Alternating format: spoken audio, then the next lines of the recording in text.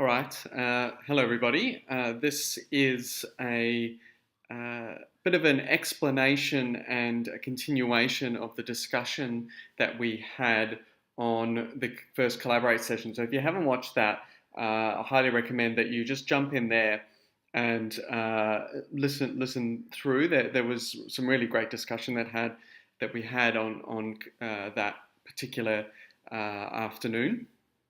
And there was some stuff around, and particularly I was talking to this idea of how do we have a broader understanding of behaviour, and yes, there's critical work that needs to be done when you consider, how do you build your behavior management policy? How do you work on the micro stuff and understanding, what are your particular values and beliefs, and what theories do you connect to? And then what are the strategies, the kinds of approaches, the proactive strategies, the positive low-key strategies that you develop around those immediate kind of relationships that you have with students, and how you deal with misbehavior and non-compliance in the moment.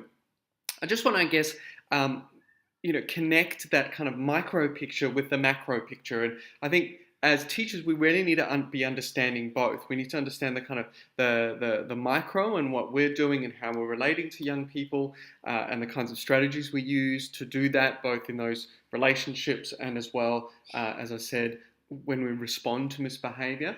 And then as well understanding those kind of microcultures of the classroom, what is going on, particularly as a pre-service teacher, as you come in, and what kinds of relationships has or strategies has your mentor teacher developed over a period of time, and how do they relate to the young people in that particular class?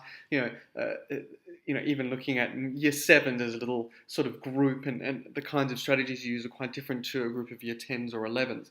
So, those kinds of, and the particular individuals in that group as well, and understanding, who's kind of jostling for, the alpha position, and that's not necessarily just boys, girls do that too, and maybe there's a few that are kind of jostling for that alpha position, and then who are those that sit kind of under and watch or respond. And I'll circle back to that because sometimes, when we look at the macro picture, it helps us better understand the micro and what's going on in that particular classroom. But then as well as we widen the circle, what's going on in a particular year group or the school as well.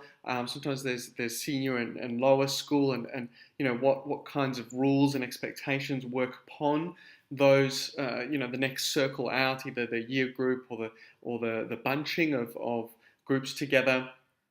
And again, how do we watch for, as pre-service teacher, how do we look for these kinds of factors? We ask questions.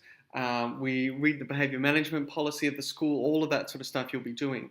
But as well, I think you need to really be broadening that picture, ballooning outwards, and thinking about, what is going on with, particular schools. So you may be placed in a state school, either a large or a small state school. You may be placed in an independent school. And understanding, what are the kinds of dynamics that are working more broadly upon the school sector. And one thing that you need to be acutely aware of in this country, because it is so important in, I think, understanding then what happens on that micro level, the behaviours and the approaches of young people to their schooling, their ideas of what they want to achieve, is social class. And something that's often maligned or not discussed enough, or sort of said, that this sits lower down on the ladder of, what's going on in schools. Social class is so critical to understanding what's happening every day in particular schools. And just to again put this stuff in context, and I'll put some links up on the Facebook page to some of the stuff that I'm talking to.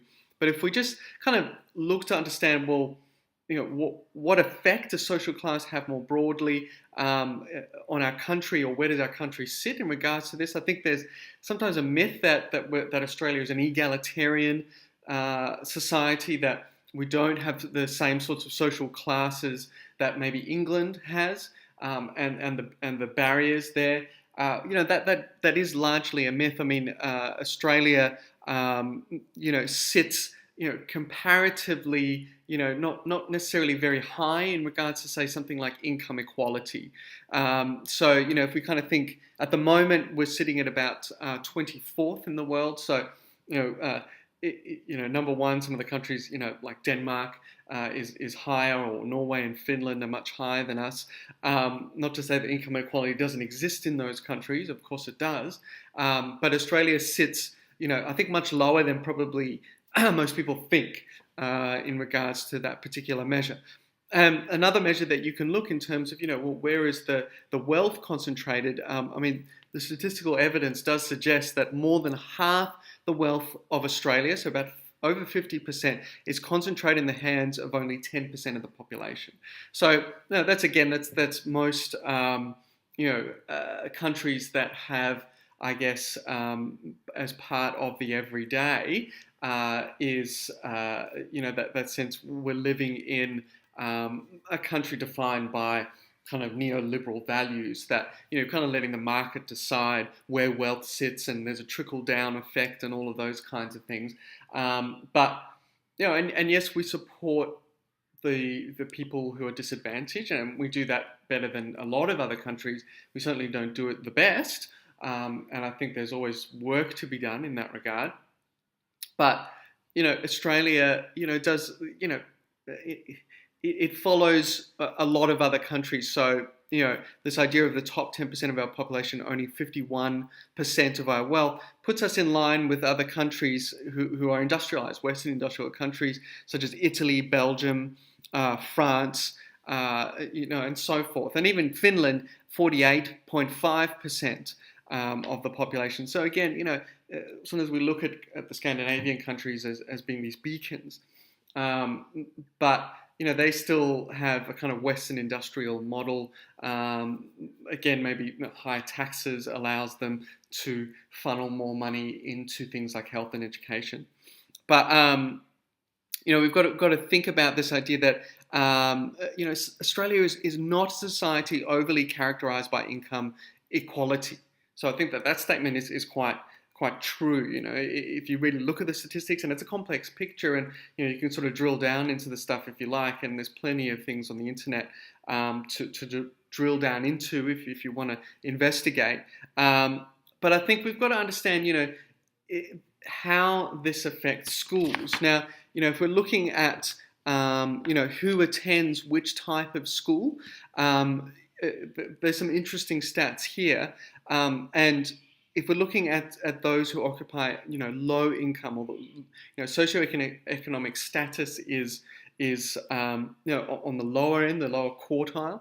42% of low income earners or children from low income families attend state schools. So 42%. Now let's go to where do those in the highest income bracket, in the highest quartile, 46% attend independent schools. So the model is quite kind of there's equal kind of measures there going almost. That the lowest the children from the lowest income families attend state schools, and the children from the highest income families attend independent schools. And that's probably a bit of a no-duh Saul moment. I mean, we kind of know that. I'm sure many of you know that or have experienced that and seen that if you've been on prac before. But it's important just to reinforce it and understand the kinds of effects this has.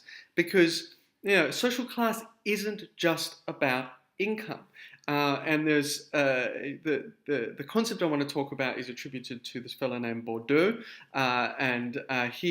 Bourdieu, he kind of thought about what's going on in education in kind of Western democratic countries. And he sort of looked at this idea of capital, and you might have heard this term before, cultural capital. And, what does it really mean?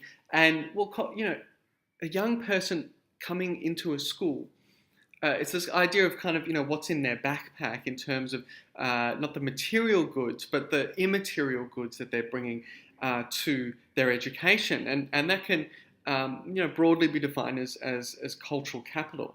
And at the end of the day, schooling and education is very much catered towards the cultural capital of the middle classes. So if you come from a professional middle class family, you grow up with books in the house being read to. You grow up with parents who are talking with a vocabulary that's quite large, whether it be technical or otherwise. Even the conversations that one or the other parent may have about their work, and the kinds of languages that they employ there. The kinds of knowledge that you impart to your child, even from a very young age, the way in which a professional middle class tends to cultivate kind of questioning, independent young person, who is tends to be quite self-reliant. Gets probably good rewards at home, whether that be, again, material or otherwise. They go on holidays, they travel, etc., etc. You yourself may be from such a family, or you may not be. I myself, didn't grow up necessarily traveling a lot.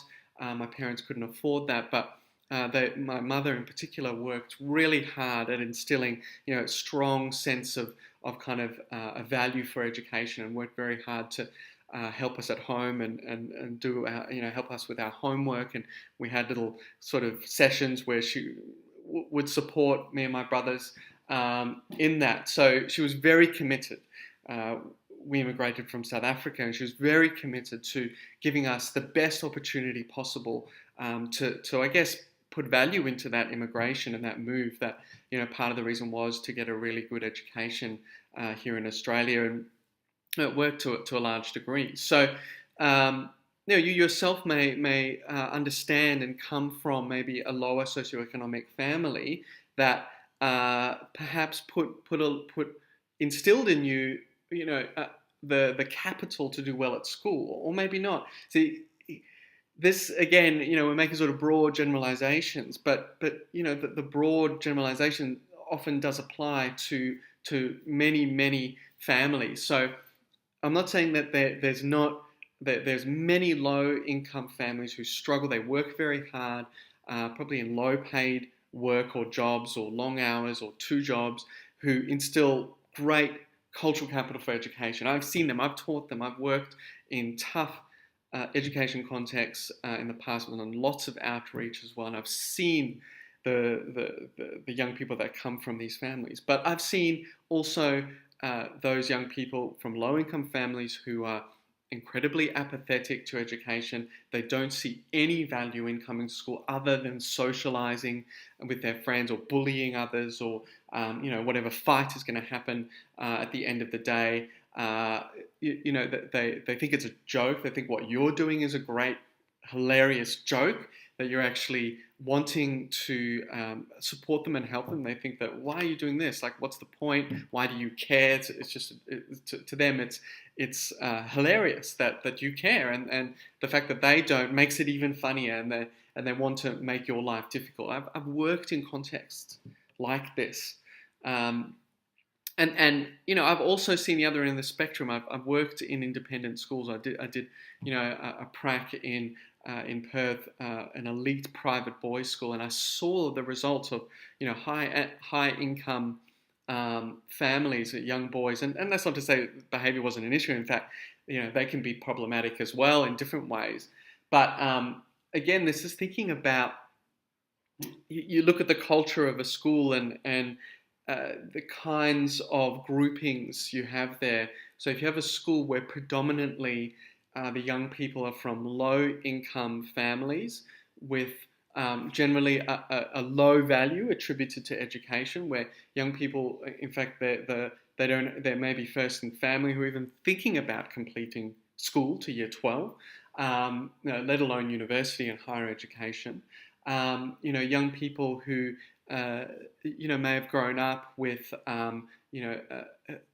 violence, whether it be physical, emotional, mental violence, abuse in different ways, growing up as a young child and growing up through to become a teenager in that environment. They may live in a suburb where it's even just kind of dodgy or dangerous to walk out your door at night, because who knows, or a train station, where there's lots of assaults or things being stolen. There may be the conditions outside of their home that are precarious or dangerous. And then maybe it's both. Maybe they're living in a home where that it's the same way, that kind of income precariousness. We're not sure whether we can do this or pay for this, or if we have enough money for it. It's complex, and I guess that's what this little mini lecture is about. And I'm not trying to say that you need to necessarily go out and read everything about social class and then bring that into your assessments. It's just, I guess, opening the door for you just to start to be aware of some of these macro forces that shape the micro. So, when your next prac school, for example, you could look it up. I'm sure you do anyway. Look it up on my school, see what statistics you can see in terms of those ICSIA values. And I find my school problematic for a lot of reasons, but as a pre-service teacher, it's great to start to learn about the school. Don't judge the school by their website. Schools can be they're now very focused and conscious of perhaps portraying an image on the website that doesn't really reflect what's going on in the school. You can only really get a sense when you go there, and it may be an observation day. You may be going there to meet your mentor teacher. Step inside the front office. Do a walk. Do a walk through as you're walking through the school. Obviously, listen to your mentor teacher. I'm sure they're describing where to park, where to go for, where the staff room is, etc. But just look around, look into the windows, and look at the students. What's going on? Who's in the common spaces. A really fantastic way to get a real sense of the school. A real is lunch times, is break times. Go walk around the school at break time. That is, don't be stuck in the staff room on that first day, that observation day. Move around the school, with purpose, and just scan and just see what's going on. Listen to the conversations that the young people are having with each other. What kind of physicality is going on in terms of how are they moving, how are they grouped together, are they throwing their rubbish everywhere, or are they conscious about putting rubbish in the bin. Start to get a sense of the school culture from the student side, and what's going on with the students, and how they're kind of bubbling away as a group, in that school, as a cohesive sort of sense of, well, what's the culture here? What's happening? What kinds of young people am I looking at? Where are they from? When you start to understand these factors, these forces, whether it be social class, as this little lecture is about, is starting to get a sense, bring into your mind, to what effect is social class, creating a particular kind of culture in this school and in the classes that I teach, and what value do the young people that are coming to my class or the school have for education, and maybe start to imagine what their parents would be like, and you may get a chance to talk with them or meet with them. What kinds of things are happening, and you yourself as a pre-service teacher may have already experienced some of this, and maybe some of the really attuned parents who want to support their child, who are tuned to your purpose, to your goals, and they want to support that in the best way possible. That's wonderful when you get parents like that. Or the opposite, the parent who you can just never contact, or you've tried to call maybe and introduce yourself, for example, and nobody picks up again and again. I've had that happen. So you're wondering what's going on there. Or parents who, you may speak to them if their child is having issues in class, and maybe they're not complying, they're just doing their own thing, they're wandering around. You're thinking, well, what's happening here? I'll give mum and dad a call, and one or the other parent basically shouts down the phone at you as to why are you calling me and telling me this? It's your job as a teacher, right, to manage. You're probably boring. I've heard these stories about parents saying to teachers, oh, well, the reason that my child isn't behaving for you is that you're basically a boring teacher and you need to, teach better, be more fun, and engage my child. I'm not making this stuff up. This has happened both to me, and I've heard many pre-service teachers say this as well. So, what's going on there? And rather than feeling, taken aback and ensconced by the whole thing, how dare they? Think about, well, okay, so this is an interesting thing going on, and think about the child growing up in a home where that's the kind of attitude that the home life has to teachers or school, and then maybe go, okay, it makes sense why the child is behaving the way they're behaving, and how do I maybe account for it, move around it, pivot around, and sort of come at the situation from a different point of view, a more informed point of view. And I think, as teachers, and you'll see it in staff rooms if you haven't already, parent bashing is an age-old pastime for teachers. We love to just bash parents over the head. Well, it's the parents' fault for why James is the way he is. And I engaged in it when I was a young teacher. It's that you very quickly kind of get into that kind of culture, but I think it's venting. You're trying to kind of get a sense of, okay, I'm saying these things about James's parents because it sort of makes sense, and it's a way out. Almost it's an exit door to say, okay, well, we can really give up on James in a way, or not bother trying because, well, look at his parents, right? He's probably not going to do very well at all. So. And I don't think that's pointless, really. It's understandable.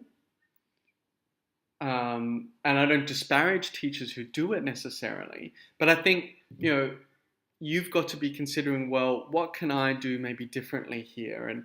And how can I approach the situation in a new way and find ways to better understand James? And perhaps, there won't be any strategies that engage him, but maybe there will, and maybe your approach to James and his family and his parents may be different, with an understanding of say, some of that idea of cultural capital and what's going on there. So I think it's when you start to think about what you're doing for assessment 1, for example, you can bring a little bit of this in, particularly around how maybe your values are changing with the reading that you're doing, the research that you're doing, the understanding that you're doing around behaviour management. That yes, the micro is critical, but also the macro is key.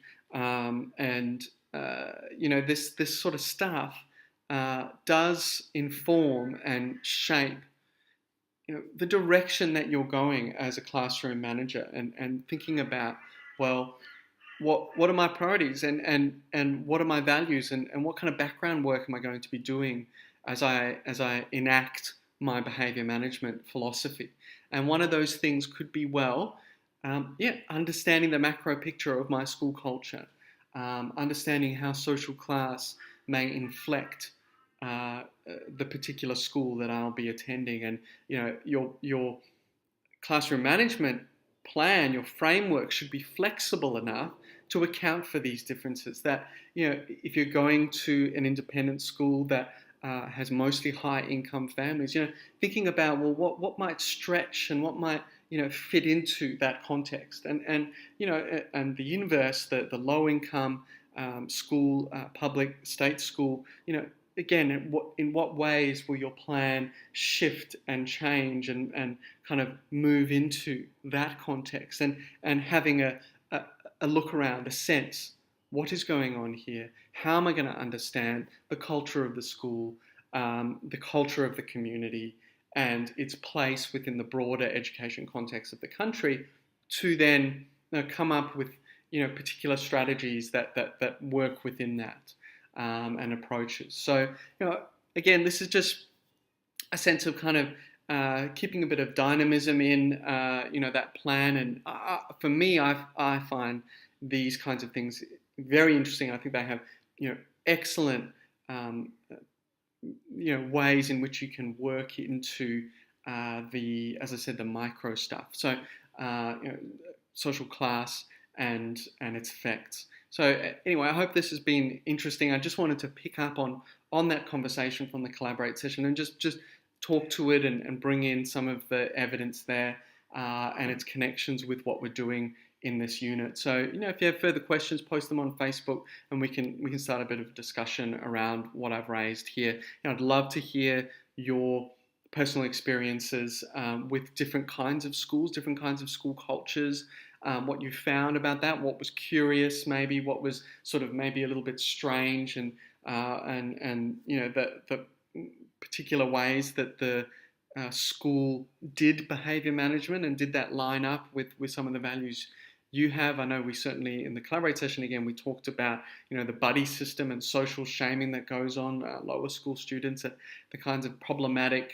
effects that may have, and maybe the things that didn't sit well with you. Plus, as well, on the other side, the things that is working well in schools that I've been to plenty of when I did outreach, low socioeconomic schools, with communities, working in tough, rough communities, but doing an amazing job in that school and cultivating a very particular kind of positive school culture. And it was, everywhere. You saw it everywhere. It happened both, in the interactions teachers were having day to day, and also the leadership and the direction that the school was taking as well. So, there's plenty of examples of really good practices.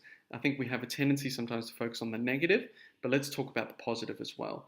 So anyway, hope you found this interesting and engaging. Again, would love your feedback, your comments, your questions from this video.